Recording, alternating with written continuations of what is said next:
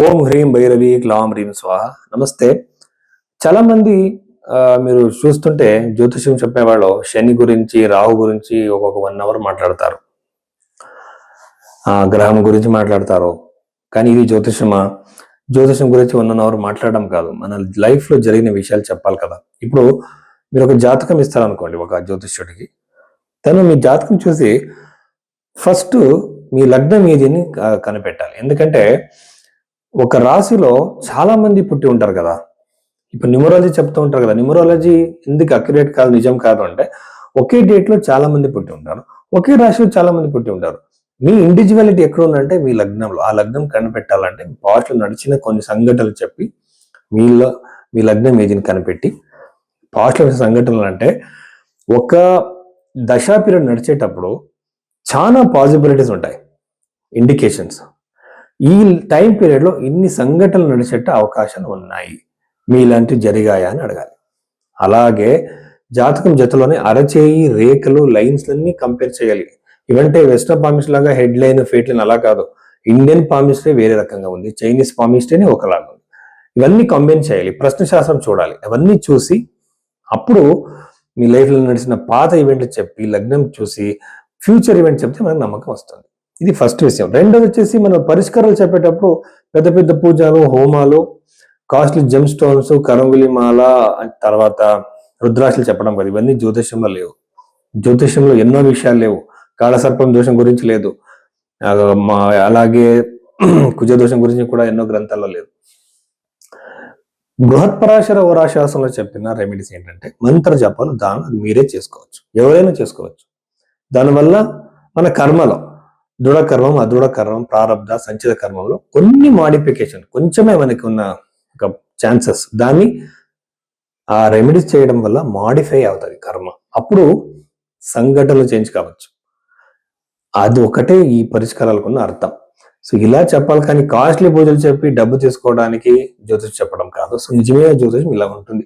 ఇలా మీ జాతకం చూడాలంటే టైం పడుతుంది, ఓపిక మీకు ఉండాలి. అలా చూపించడానికి మీరు భైరవి ఆస్ట్రోలో అన్ని మీరు కన్సల్ట్ చేయొచ్చు.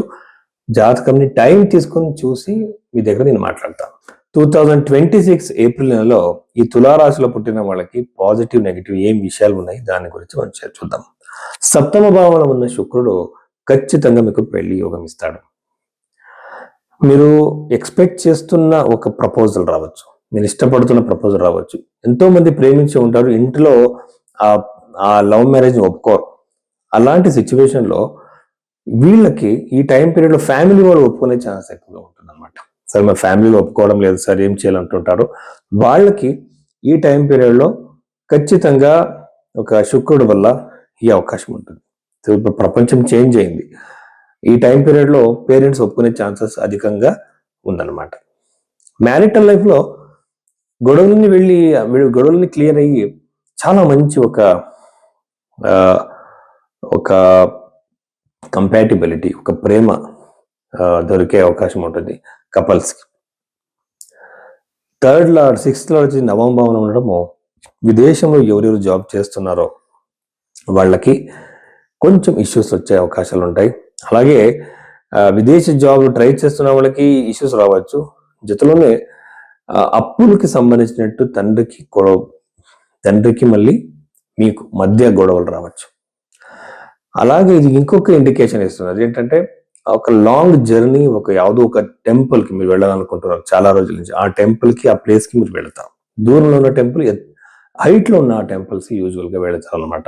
ఇలాంటి కాంబినేషన్స్ ఉన్న వాళ్ళకి గుడి కట్టించేట యోగాలు కూడా ఇది చూపిస్తుంది. సో యూజువల్గా ప్రాపర్టీ క్రియేట్ చేస్తారు, కానీ ప్రాపర్టీ, టెంపుల్ రిలేటెడ్ ప్రాపర్టీ చేసేట అవకాశాలు ఎక్కువగా ఉంటాయి. పంచమ భావం ఉన్న గ్రహాలు వచ్చేసి సంతాన యోగానికి చాలా కష్టం. ఇది ఒక మంచి కాంబినేషనే కాదు. అలాగే మెంటలీ ఎక్కువగా ఆలోచించడము, ఓవర్ థింకింగ్ చేయడము, ఒకలాంటి టెన్షన్స్లో ఉండడము, ఇలాంటి నెగిటివ్ అయిన థాట్స్ ఈ ఒక తులారాశిలో పుట్టిన వాళ్ళకి ఈ టైం పీరియడ్లో ఎక్కువగా ఉంటుంది. గొడవలు మీరు అనుకొని ఉంటారు, ఇప్పుడు ఒక ప్లేస్కి వెళుతూ ఉంటారు, చిన్న ఒక వెహికల్ టచ్ అవుతుంది, దీంట్లో గొడవలు, ఇంట్లో గొడవలు, ఒక ఆఫీస్కి వెళ్ళినా అక్కడ గొడవలు జరిగేట అన్నెసెసరీ క్వారల్స్ అంటారు, ఏమంటారు, ఇవి ఎక్కువగా ఉంటాయి.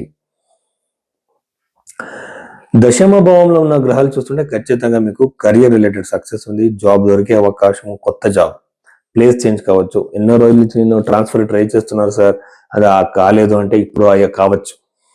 ఇలాంటివన్నీ ప్రోగ్రెస్ ని ఈ తులారాశిలో పుట్టినవాడు చూస్తారు. అలాగే ఫైనాన్షియల్ గా కూడా చాలా స్ట్రాంగ్ గా ఉంది జాతకము ఈ టైం పీరియడ్ లో. మీ జాతకంలో కాంబినేషన్స్ ఉన్నాయని ఫస్ట్ చూడండి, ధనయోగాలు ఉండాలి. సో ఇది చాలా ఇంపార్టెంట్. సో ఇన్ని విషయాలు ప్రాపర్టీకి సంబంధించినట్టు కూడా ప్రోగ్రెస్ ఉంది. ప్రాపర్టీ కొనే యోగాలు, అమ్మడానికి ట్రై చేస్తూ ఉంటారు, వాళ్ళకి కూడా ఈ మంచి టైం పీరియడ్ స్టార్ట్ అయింది తులారాశిలో పుట్టిన వాళ్ళకి. సో ఇన్ని విషయాలు తులారాశికి సంబంధించినవి.